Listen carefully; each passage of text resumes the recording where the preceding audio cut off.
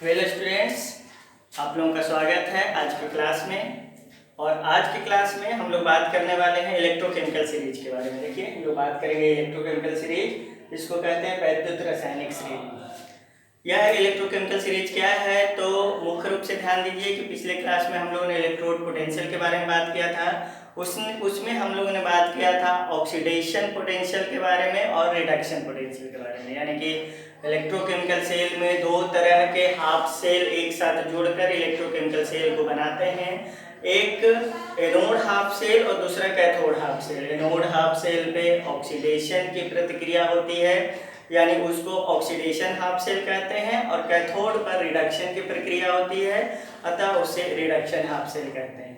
तो reduction half cell के माध्यम से हम आपको ये दर्शाना चाहते हैं कि यहाँ पर इलेक्ट्रोकेमिकल सीरीज के द्वारा आपको बहुत सारी जानकारियाँ मिलेगी। सबसे पहले तो ये आपको बताने की कोशिश करेंगे कि इलेक्ट्रोकेमिकल सीरीज क्या होता है। तो देखिए, बहुत सारे तत्वों का रिडक्शन पोटेंशियल प्राप्त करके ये जानकारी प्राप्त की जाती है कि इस तत्व के द्वारा किसी दूसरे तत्व को विस्थापित किया जाएगा या नहीं किया जाएगा। यानी कि एक तरह से कहा जाए कि हम लोग स्टैंडर्ड रिडक्शन पोटेंशियल का एक श्रेणी बनाते हैं तत्वों का, जो एक दूसरे से रासायनिक अभिक्रिया को कर पाने में सक्षम होगा या नहीं होगा, या किस तरह की रासायनिक अभिक्रिया को कर पाएगा, इसको हम लोग इस श्रेणी के माध्यम से पता कर सकते हैं। जैसे एक उदाहरण के तौर पे हम आपको बताते हैं कि जब हम सोडियम क्लोराइड का इलेक्ट्रोलाइसिस कर रहे थे, यानी कि जलीय सोडियम क्लोराइड, जिसको कि ब्राइन सॉल्यूशन भी कहते हैं, और आप कह सकते हैं कि सोडियम क्लोराइड और जल का जो सॉल्यूशन है उसका जब हम लोग इलेक्ट्रोलाइसिस करेंगे तो इलेक्ट्रोलाइसिस करने के दरमियान में केटायन के रूप में हमें सोडियम और हाइड्रोजन दोनों प्राप्त होता है। अब वहाँ पे प्रश्न ये उठता है कि इलेक्ट्रोड पर मुक्त कौन होगा, सोडियम मुक्त होगा या फिर हाइड्रोजन मुक्त होगा। तो देखिए, इन सब चीजों की जानकारी के लिए हम लोग यहाँ पे एक स्टैंडर्ड रिडक्शन पोटेंशियल, आप देख सकते हैं मानक इलेक्ट्रोड विभव, जिसको स्टैंडर्ड रिडक्शन पोटेंशियल कहते हैं, इस स्टैंडर्ड रिडक्शन पोटेंशियल का एक सीरीज बनाया गया है सारे तत्वों का, और उस सीरीज के माध्यम से हम ये बता सकते हैं कि मुक्त होने वाला इलेक्ट्रॉन, मुक्त होने वाले पदार्थ इलेक्ट्रोलाइसिस में कौन से हो सकते हैं। तो देखिए, इस श्रेणी के माध्यम से हम लोग ये जानने की कोशिश करेंगे कि अगर दो या दो से ज्यादा आयन एक ही सॉल्यूशन में मौजूद हैं तो उन आयनों में से कौन सा आयन जो है वो कैथोड पर जाकर मुक्त होगा, इसे हम पता कर सकते हैं। दूसरी बात ये कि हम लोग ये जानकारी प्राप्त कर सकते हैं कि अगर किसी भी सॉल्यूशन में हम लोग दो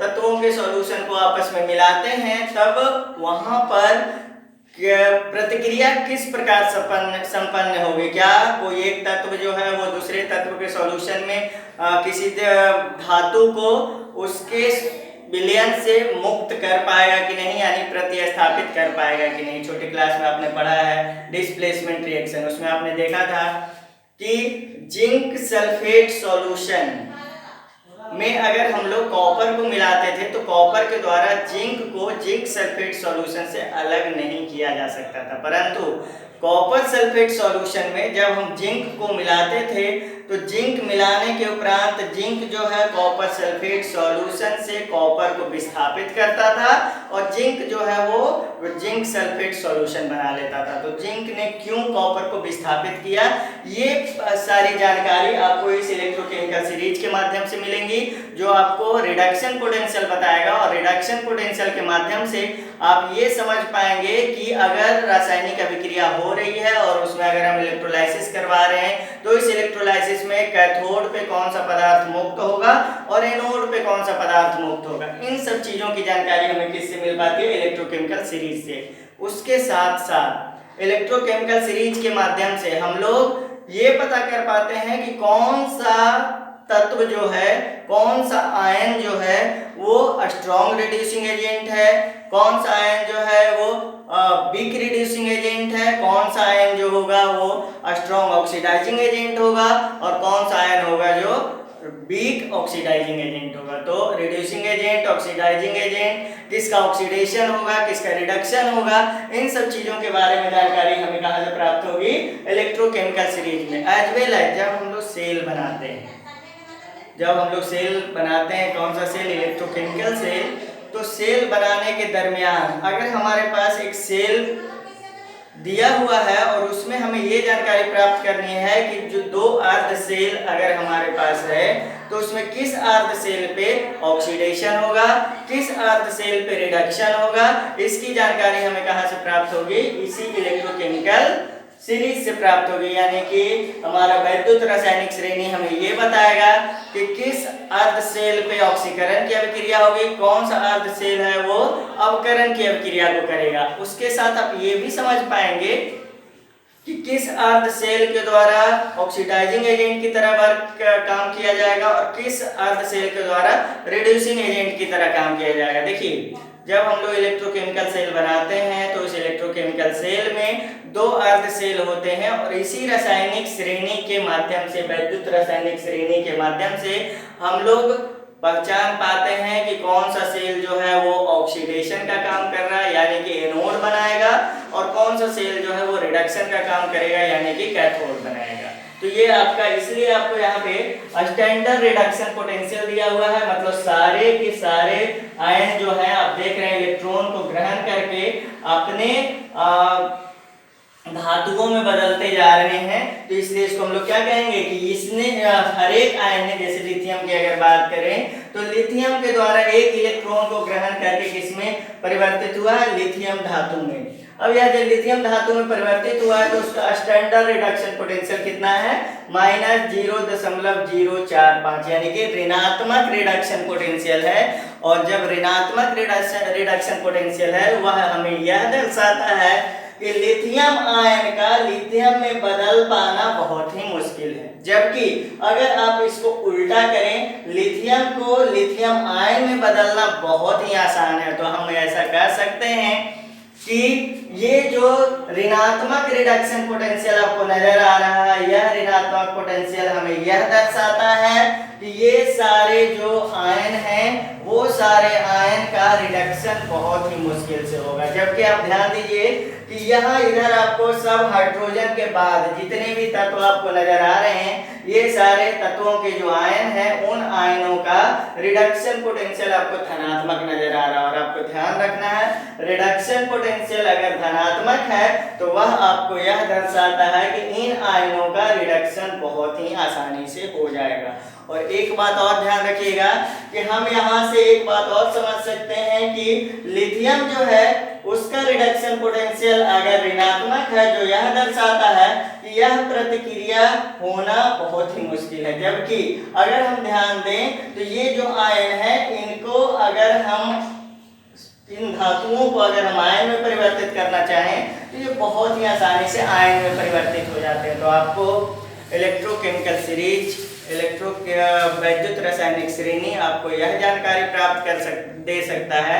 यह जानकारी आपको मिलेगा यहाँ से कि कौन सा धातु जो है वह आयन में परिवर्तित करना पसंद करता है और कौन सा तत्व जो है वह आयन से फिर से धातु में या तत्व में परिवर्तित करना पसंद करता है। तो देखिए, आप इस श्रेणी के माध्यम से ऐसा समझ सकते हैं कि वैसे सारे धातुएं, वैसे सारे आयन, या फिर ऐसी बात करें कि वैसे सारे धातुएं जिनका कि रिडक्शन पोटेंशियल ऋणात्मक होता है वो अपने आयनों में बहुत ही आसानी से परिवर्तित कर जाते हैं। जबकि वैसे धातुएं जिनका रिडक्शन पोटेंशियल धनात्मक होता है यानी पॉजिटिव होता है, वो अपने आयनों में मुश्किल से परिवर्तित करते हैं, परंतु अपने आयनों से धातु में बहुत ही आसानी से परिवर्तित कर सकते हैं। जैसे देखिए, ये आपके पास फ्लोरीन है, तो फ्लोरीन का अगर आप ध्यान दें स्टैंडर्ड रिडक्शन पोटेंशियल तो +2.87 है,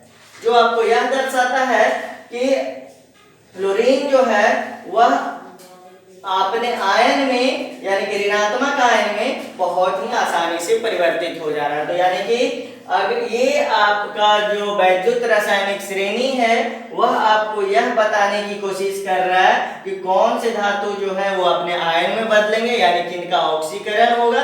देखिए कोई भी धातु अपने आयन में जब बदलते हैं धनायन में तो वह अपने इलेक्ट्रॉन को मुक्त करते हैं, और जब वह अपने इलेक्ट्रॉन को मुक्त करते हैं तो क्या होता है, उनका ऑक्सीकरण होता है। यानी कि अगर हम कहें तो एक तरह से यहाँ से ये कह सकते हैं कि वैसे धातुएं जिनका रिडक्शन पोटेंशियल ऋणात्मक होता है वो बहुत ही अच्छे क्या हो सकते हैं, रिड्यूसिंग एजेंट हो सकते हैं। रिड्यूसिंग एजेंट का मतलब क्या कि वो बहुत ही आसानी से अपने इलेक्ट्रॉन को दे सकते हैं जो किसी दूसरे को क्या कर सकता है, रिड्यूस कर सकता है। उसी तरह से हम लोग ये बात करेंगे कि वैसे सारे तत्व जो जिनका की रिडक्शन पोटेंशियल धनात्मक होता है वो बहुत अच्छे ऑक्सीडाइजिंग एजेंट हो सकते हैं। यानी कि ऑक्सीडाइजिंग एजेंट होने का मतलब क्या कि वो किसी को भी बहुत ही आसानी से ऑक्सीडाइज कर सकते हैं, उसका ऑक्सीडेशन करवा सकते हैं। तो यहाँ पर ये ध्यान देना है कि अगर रिडक्शन पोटेंशियल आपके पास धनात्मक दिया हुआ है, आपके देखिए आप लोग जब वैद्युत रासायनिक सेल बनाएंगे तो उस वैद्युत रासायनिक सेल में आपके पास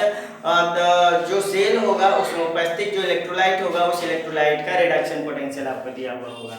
उस रिडक्शन पोटेंशियल के आधार पर आप ये पता करेंगे कि कौन सा सेल जो है वो एनोड की तरह वर्क करेगा और कौन सा सेल है जो कैथोड की तरह वर्क करेगा। कैसे पता करेंगे कि मान लिया जाए आपके पास कोई एक सेल है जिस सेल पे उसका रिडक्शन पोटेंशियल अगर ऋणात्मक दिया हुआ है, तो अगर सेल का रिडक्शन पोटेंशियल ऋणात्मक है तो वो किस तरह काम करेगा, रिड्यूसिंग एजेंट की तरह काम करेगा। यानी उसके ऊपर क्या होगा, ऑक्सीडेशन होगा, और जब उसके ऊपर ऑक्सीडेशन होगा तो वो किस तरह काम करेगा, एनोड की तरह काम करेगा। उसी तरह से अगर किसी भी सेल का रिडक्शन पोटेंशियल धनात्मक दिया हुआ है तो वह आपको यह बताएगा कि इसका धनात्मक इलेक्ट्रोड पोटेंशियल होने की वजह से यह अपने इसके ऊपर क्या हो, यह एक ऑक्सीडाइजिंग एजेंट की तरह वर्क करेगा। यानी इसका खुद का रिडक्शन होगा, और जब इसका खुद का रिडक्शन होगा तो क्या होगा, यह रिडक्शन हाफ सेल का निर्माण करेगा। तो इस आधार पे हम लोग क्या कर सकते हैं कि रिडक्शन पोटेंशियल के माध्यम से यह पता कर सकते हैं कि कौन सा सेल जो है वह एनोड की तरह कार्य करेगा, कौन सा सेल जो है वो कैथोड की तरह कार्य करेगा, किस सेल पे ऑक्सीडेशन होगा, किस सेल पे रिडक्शन होगा। उसके अलावा हम लोग रिडक्शन पोटेंशियल के माध्यम से यह पता कर सकते हैं कि कौन सा धातु जो है वो आसानी से अपने आयनों में परिवर्तित होगा और कौन सा तत्व जो है वो आयन से धातु में परिवर्तित होगा।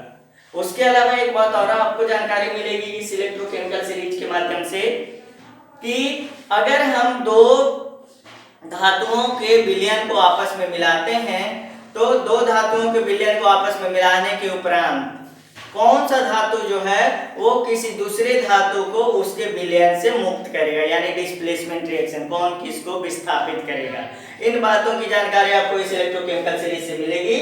और ध्यान रखिएगा जिसका रिडक्शन पोटेंशियल जितना कम होगा, जितना ऋणात्मक होगा, वह ज्यादा रिडक्शन पोटेंशियल वाले धातु को उसके विलयन से विस्थापित करेगा। जैसे ध्यान दीजिए यहाँ पर लिथियम का रिडक्शन पोटेंशियल सबसे कम है, तो इसके बाद जितने भी आपके पास धातुएं नजर आ रही हैं इन सारे धातुओं को उसके विलयन से या विस्थापित करने की क्षमता रखता है। यानी एक तरह से अगर बात करें इलेक्ट्रोकेमिकल सीरीज में ऊपर से नीचे जाने पर ऊपर वाले धातु नीचे वाले धातु को उसके विलयन से क्या कर सकते हैं, विस्थापित कर सकते हैं, जबकि नीचे वाले धातु कभी भी ऊपर वाले धातु इलेक्ट्रोकेमिकल सीरीज में ऊपर वाले धातु को विस्थापित नहीं कर सकते हैं। तो ये तो बातें होंगी। अब दूसरी बात है ये कि अगर मान लिया जाए आप किसी विलयन की बात कर रहे हैं या अम्ल की बात कर रहे हैं, उस अम्ल में अगर आप किसी धातु को मिलाते हैं तो कौन सा धातु हाइड्रोजन मुक्त करेगा और कौन सा धातु हाइड्रोजन मुक्त नहीं करेगा। तो ध्यान रखना है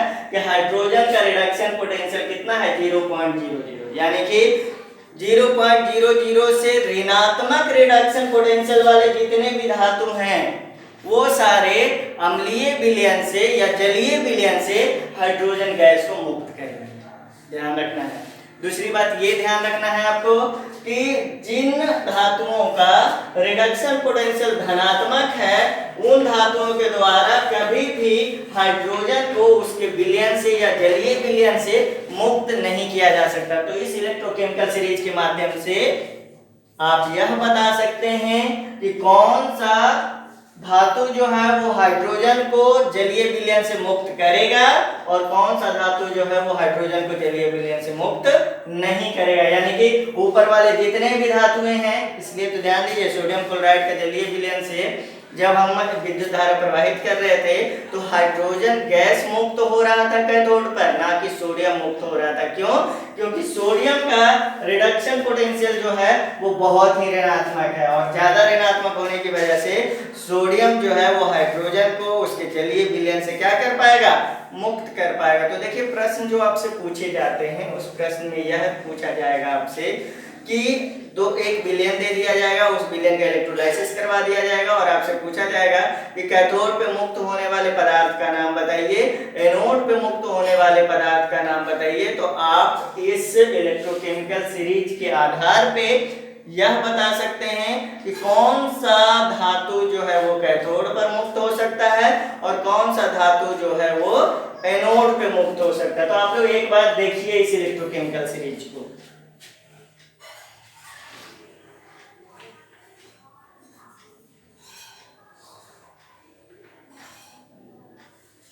तो देखिए एक परिभाषा भी हम लिखना चाहेंगे इलेक्ट्रोकेमिकल सीरीज के बारे में, वो यहाँ पर लिख देते हैं कि क्या लिखेंगे? विभिन्न धातुओं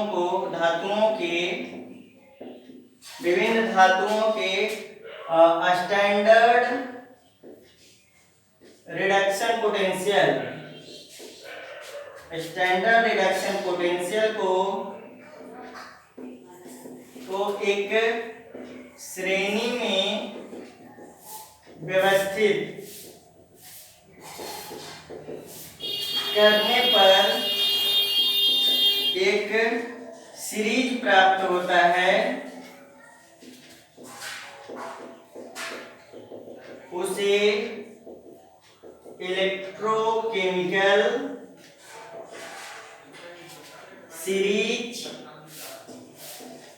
कहते हैं। तो देखिए ये तो होगी परिभाषा हमारी, विभिन्न धातुओं के स्टैंडर्ड रिडक्शन पोटेंशियल को एक श्रेणी में व्यवस्थित करने पर एक सीरीज प्राप्त होता है, उसे इलेक्ट्रोकेमिकल सीरीज कहते हैं। तो ये हो गया आपका इलेक्ट्रोकेमिकल सीरीज। आप लोग देखिए इस इलेक्ट्रोकेमिकल सीरीज को और आप लोग अपने नोटबुक में इस इलेक्ट्रोकेमिकल सीरीज को नोट डाउन कीजिए। हाँ, एक बात और मैं बताना चाहूंगा आपको, इलेक्ट्रोकेमिकल सीरीज याद करने की जरूरत नहीं है। आपको जब भी प्रश्न पूछे जाएंगे आपसे तो इलेक्ट्रोकेमिकल सीरीज में जो उपस्थित आपके आयन और धातुएं हैं उनका रिडक्शन पोटेंशियल आपको दिया हुआ रहेगा। यानी इसको याद करने की जरूरत नहीं है, परंतु ध्यान से इसको पढ़ने की जरूरत है। आप इसको पढ़िए और इसको नोट कर लीजिए। उसके बाद हम उपयोगिता बताएंगे आपको कि इलेक्ट्रोकेमिकल सीरीज की क्या उपयोगिता है। तो चलिए स्टूडेंट्स, आप इसको अपने नोटबुक में नोट डाउन कर लीजिए।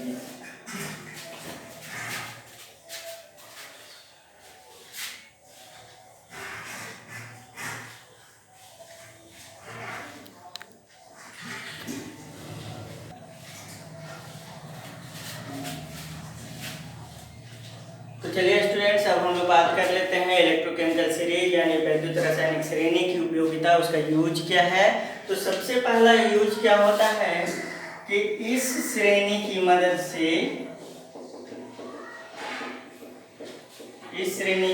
से कौन सा धातु अपने आयनों में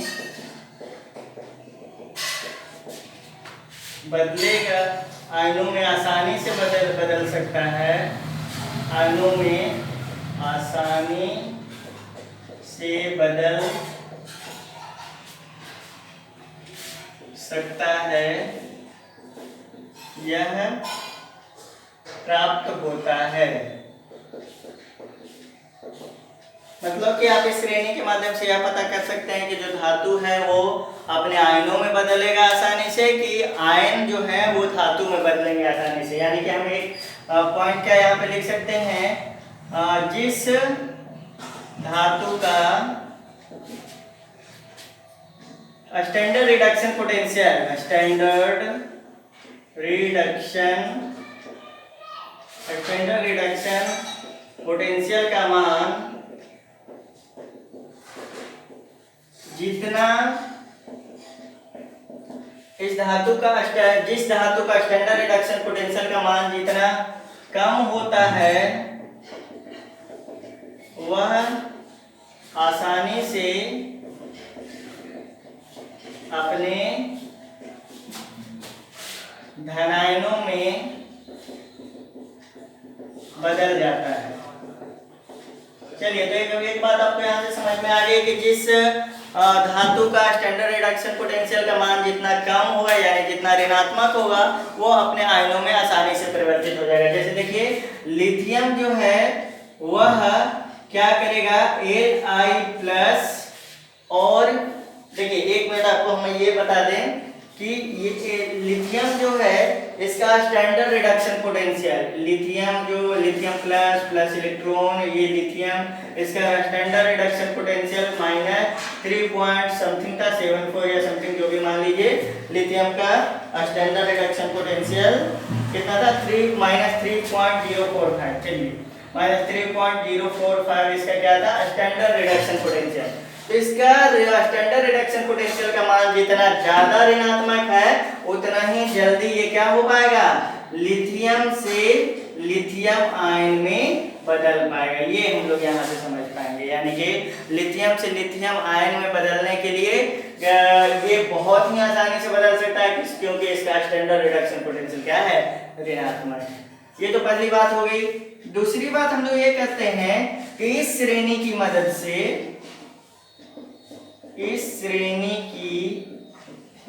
से यह पता लगाया जा सकता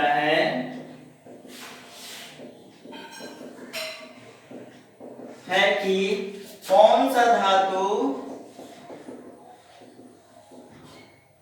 धातु विलयन से दूसरे धातु को विस्थापित करता है। ध्यान दीजिएगा, तो कैसे, जैसे उदाहरण स्वरूप हम एक पॉइंट लिखते हैं, यहां पे लिखेंगे जिस धातु का स्टैंडर्ड रिडक्शन पोटेंशियल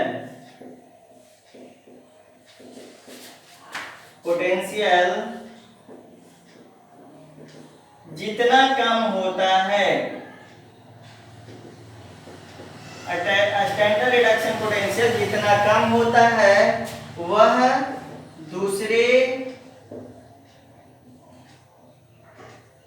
दूसरे धातु को उसके विलयन से आसानी से विस्थापित कर देता है। तो चलिए, आपको वैद्युत रासायनिक श्रेणी ये बता देता है कि कौन सा धातु किसी विलयन से दूसरे धातु को विस्थापित कर पाएगा या नहीं। जैसे उदाहरण स्वरूप आप यहाँ पे देख सकते हैं, उदाहरण अगर हम लिखें तो क्या लिखेंगे, जैसे कि Zn है और इस Zn को आपने CuSO4 एक्वस में डाला है, यानी कॉपर सल्फेट का विलयन है, तो जिंक का स्टैंडर्ड रिडक्शन पोटेंशियल का मान कॉपर की तुलना में कम होता है, यानी कि ऋणात्मक होता है, जबकि कॉपर का स्टैंडर्ड रिडक्शन पोटेंशियल धनात्मक होता है। तो इसका मतलब क्या हो गया, जिंक आसानी से कॉपर को क्या कर सकेगा, विस्थापित कर सकेगा। समझ रहे हैं? तो इस इलेक्ट्रोकेमिकल सीरीज के माध्यम से आप बता सकते हैं कि कौन सा धातु किसी दूसरे धातु को उसके विलयन से मुक्त कर पाएगा या नहीं कर पाएगा। जैसे उदाहरण और आप समझिए कि जैसे देखिए यहाँ पर आप सिल्वर ले लीजिए और यहाँ पे CuSO4 ले लीजिए एक्वस, तो क्या होगा, ये विस्थापन होगा? तो नहीं होगा। क्यों नहीं होगा? क्योंकि सिल्वर का स्टैंडर्ड रिडक्शन पोटेंशियल का मान कॉपर के स्टैंडर्ड रिडक्शन पोटेंशियल के मान से ज्यादा होता है, ज्यादा धनात्मक होता है, अतः सिल्वर कभी भी कॉपर को उसके विलयन से मुक्त नहीं कर पाएगा। तो ये हो गया आपका दो इसके गुण और उपयोग। अब इन दो उपयोग को आप नोट कीजिए, इसके बाद अगला उपयोग बताते हैं।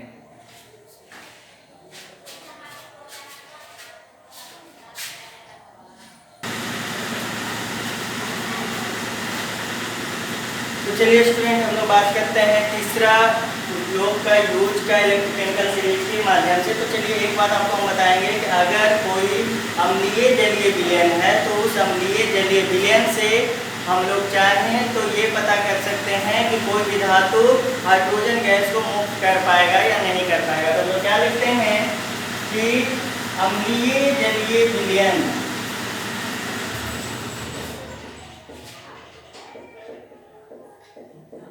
अम्लीय जलीय विलयन से हाइड्रोजन गैस को वैसे धातु मुक्त कर पाते हैं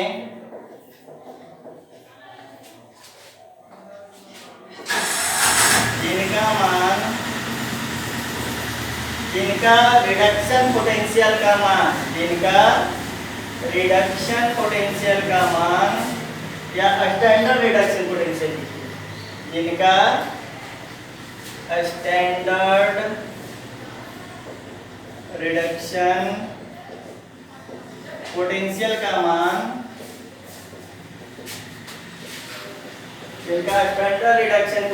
का मान, ऋणात्मक होता है।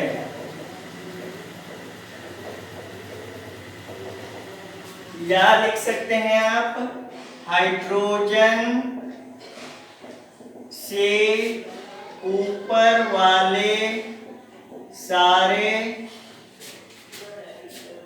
धातु इलेक्ट्रोकेमिकल सीरीज में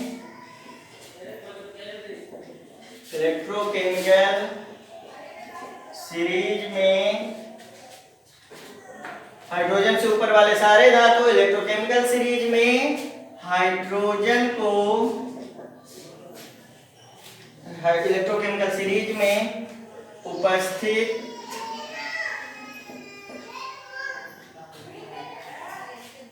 विलयन से, अम्लीय जलीय विलयन से उपस्थित अम्लीय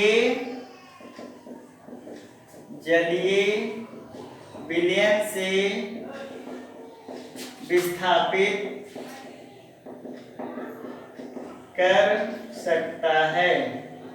चलिए, तो विस्थापित कर सकता है कैसे, आप उदाहरण के तौर पे समझिए। मान लिया जाए कि आपके पास HCl है एक्वस, यानी कि HCl और जल का एक विलयन है जिसमें आपने किसको मिला दिया, सोडियम को मिला दिया। सोडियम यहाँ पे क्या है, सॉलिड है, धातु है। तो देखिए, सोडियम का रिडक्शन पोटेंशियल का मान ऋणात्मक होता है, यानी हाइड्रोजन से यह ऊपर है इलेक्ट्रोकेमिकल सीरीज में। तो यह क्या करेगा, इस जलीय विलयन से, मतलब अम्लीय जलीय विलयन से हाइड्रोजन को आसानी से मुक्त कर देगा। सोडियम क्लोराइड यह एक्वस बना देगा और साथ में हाइड्रोजन गैस को मुक्त करेगा। तो इस आधार पे आप इलेक्ट्रोकेमिकल सीरीज के माध्यम से यह पता कर सकते हैं कि इलेक्ट्रोकेमिकल सीरीज में उपस्थित जो धातुएं हैं वह अगर हाइड्रोजन से ऊपर है, यानी उसका स्टैंडर्ड रिडक्शन पोटेंशियल का मान ऋणात्मक है, तो वह आसानी से क्या कर सकते हैं, हाइड्रोजन को अम्लीय जलीय विलयन से मुक्त कर सकते हैं। तो ये तो बातें हो गई तीसरी। चौथी बातें हम ये करेंगे कि स्टैंडर्ड रिडक्शन पोटेंशियल के मान के आधार पे हम लोग यह पता कर सकते हैं कि कौन स्ट्रॉन्ग ऑक्सीडाइजिंग एजेंट है और कौन वीक ऑक्सीडाइजिंग एजेंट है। तो हम लोग ऐसा करते हैं, जिस धातु का स्टैंडर्ड रिडक्शन पोटेंशियल जितना कम होता है वह स्ट्रॉन्ग रिड्यूसिंग एजेंट की तरह कार्य करता है। और उदाहरण के तौर पे देखिए, लिथियम का स्टैंडर्ड रिडक्शन पोटेंशियल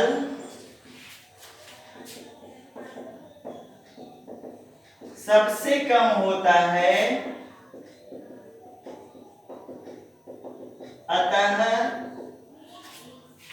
लिथियम सबसे स्ट्रॉन्ग रिड्यूसिंग एजेंट होता है।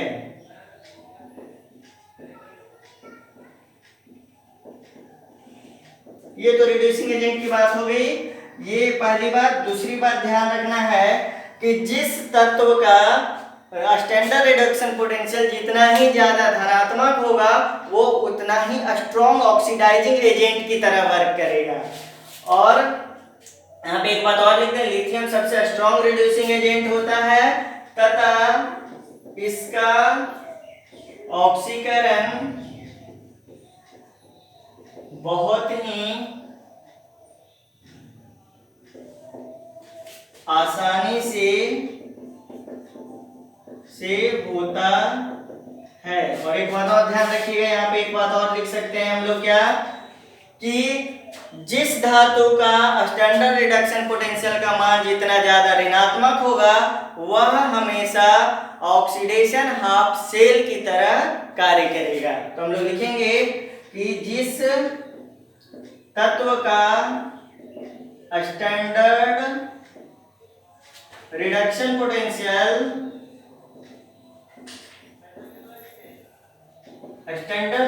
पोटेंशियल जितना कम होता है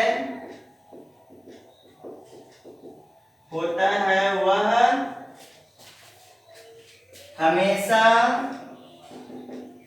क्या लिख सकते हैं, ऑक्सीडेशन हाफ सेल की तरह कार्य करता है। तो चलिए आपको यहां से ये पता चलेगा कि कौन सा सेल जो है वो ऑक्सीडेशन हाफ सेल की तरह वर्क करेगा। तो जिसका स्टैंडर्ड रिडक्शन पोटेंशियल का मान जितना कम होगा वो उतना ही आसानी से ऑक्सीडेशन करेगा, यानी ऑक्सीडेशन हाफ सेल की तरह वर्क करेगा। तो चलिए यहाँ तक नोट कीजिए। कुछ और पॉइंट हैं इलेक्ट्रोकेमिकल सीरीज से संबंधित, उसे बताते हैं।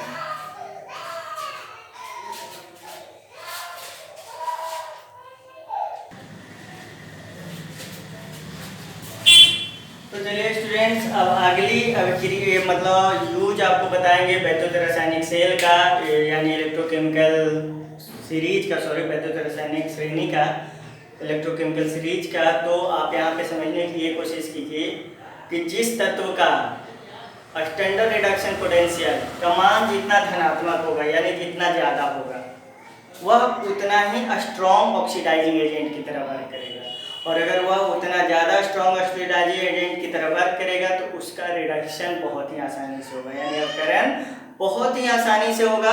और आपको पता है जिसका अपकरण आसानी से होता है वो किस तरह काम करेगा, और रिडक्शन हाफ सेल की तरह वर्क करेगा, यानी कि अवकरण अर्ध सेल की तरह कार्य करेगा। तो आपको यहाँ से आसानी से पता चल सकता है कि अगर आपके पास स्टैंडर्ड रिडक्शन पोटेंशियल दिया हुआ है तो उसके आधार पर आप ये बता सकते हैं कि इस सेल पे रिडक्शन हाफ सेल की तरह यह सेल वर्क करेगा कि ऑक्सीडेशन हाफ सेल की तरह वर्क करेगा। तो चलिए इसको नोट करते हैं। क्या लिखते हैं, जिस तत्व का स्टैंडर्ड रिडक्शन पोटेंशियल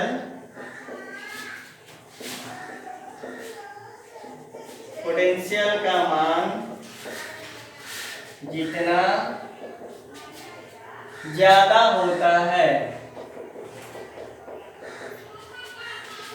वह उतना ही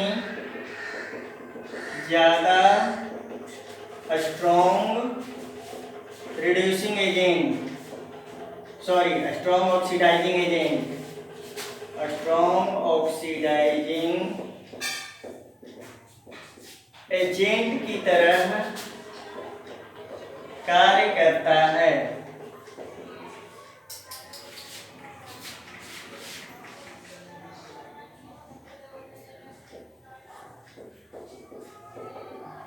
तो क्या हो गया, जिस तत्व का स्टैंडर्ड रिडक्शन पोटेंशियल का मान जितना ज्यादा होता है वह उतना ही ज्यादा स्ट्रॉन्ग ऑक्सीडाइजिंग एजेंट की तरह कार्य करता है। तो ये हो गया। जैसे उदाहरण के तौर पे आप लोग यहाँ पे देख सकते हैं, उदाहरण के तौर पे आप देखिए 2F, यानी यहाँ पे 2F नहीं हम F2 लिखेंगे, यहाँ पे लिखेंगे F2 प्लस 2 इलेक्ट्रॉन, ये कन्वर्ट हो जाएगा 2F माइनस में, और इसका E0 का मान कितना होता है प्लस 2.87। तो देखिए इसका बहुत ज्यादा पॉजिटिव यानी धनात्मक स्टैंडर्ड इलेक्ट्रोड पोटेंशियल का मान है। अतः हम लोग यहाँ क्या लिख सकते हैं, फ्लोरीन सबसे ज्यादा स्ट्रॉन्ग ऑक्सीडाइजिंग एजेंट की तरह कार्य करता है। यानी कि लिथियम सबसे स्ट्रॉन्ग रिड्यूसिंग एजेंट हो गया और फ्लोरीन सबसे स्ट्रॉन्ग ऑक्सीडाइजिंग एजेंट हो गया। इस बात को आप ध्यान रखेंगे। तो यहाँ पे एक बात और हम आपको लिख देंगे कि स्ट्रॉन्ग ऑक्सीडाइजिंग एजेंट पर आसानी से रिडक्शन होता है,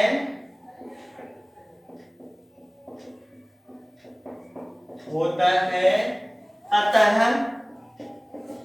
वह रिडक्शन हाफ सेल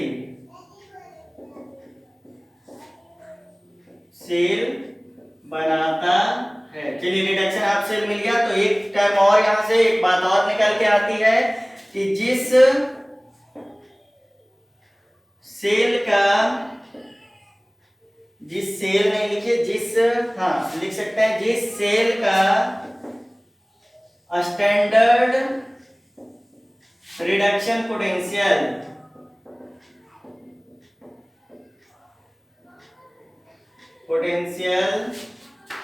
जितना धनात्मक होगा वह हमेशा रिडक्शन हाफ सेल की तरह कार्य करेगा। ध्यान रखना है कि जिस सेल का स्टैंडर्ड रिडक्शन पोटेंशियल का मान जितना ज्यादा धनात्मक होगा वह किस तरह कार्य करेगा, तो रिडक्शन हाफ सेल की तरह कार्य करेगा। जबकि जिस सेल का स्टैंडर्ड रिडक्शन पोटेंशियल जितना ऋणात्मक होगा वह किस तरह कार्य करेगा, तो वो ऑक्सीडेशन हाफ सेल की तरह वर्क करेगा। तो ये ध्यान रखना, oxidation half cell, reduction half cell, इसकी मदद से हम लोग सेल का निरूपण करेंगे यानी सेल बनाएंगे। तो अगले क्लास में स्टूडेंट हम लोग बात करने वाले हैं किसके बारे में, इलेक्ट्रोमोटिव फोर्स के यानी विद्युत वाहक बल के बारे में। ये बहुत इंपॉर्टेंट है। यही इलेक्ट्रोमोटिव फोर्स आपको बताता है कि आप जो बैटरी बाजार से लाते हैं या फिर सेल जो बाजार से लाते हैं उस सेल का वोल्टेज कितना है। जैसे कि आप पेंसिल बैटरी बाजार से लाते हैं तो उस पेंसिल बैटरी का आप देखते हैं उसके ऊपर लिखा हुआ था 1.5 वोल्ट। दैट मींस वो क्या है, वो उसका इलेक्ट्रोमोटिव फोर्स है, विद्युत वाहक बल है। यानी कि उस बैटरी के द्वारा जो वोल्टेज सप्लाई किया जाएगा वो कितना सप्लाई किया जाएगा, 1.5 वोल्ट सप्लाई किया जाएगा। तो चलिए नेक्स्ट क्लास में हम लोग बात कर लेते हैं किसके बारे में, इलेक्ट्रोमोटिव फोर्स के बारे में यानी विद्युत वाहक बल के बारे में। और उसके आधार पे हम लोग सेल निरूपण के बारे में जानेंगे कि हम लोग किसी भी सेल को, इलेक्ट्रोकेमिकल सेल को इक्वेशन के माध्यम से कैसे लिख सकते हैं, या फिर इक्वेशन के माध्यम से अगर कोई सेल लिखा हुआ है तो उसे अर्ध सेल में किस तरह से परिवर्तित कर सकते हैं, उसका संपूर्ण समीकरण के बारे में बात करेंगे। तो चलिए आज हम लोगों ने इलेक्ट्रोकेमिकल सीरीज के बारे में पढ़ा। इसको आप लोग आसानी से समझ सकते हैं और इसे समझने की कोशिश कीजिए। अगर आपको कुछ डाउट है, आपको कुछ समझ में नहीं आता तो आप कमेंट कर सकते हैं। उस कमेंट पे आपको रिप्लाई किया जाएगा और आपके डाउट को क्लियर किया जाएगा। तो okay student, thanks for watching this video.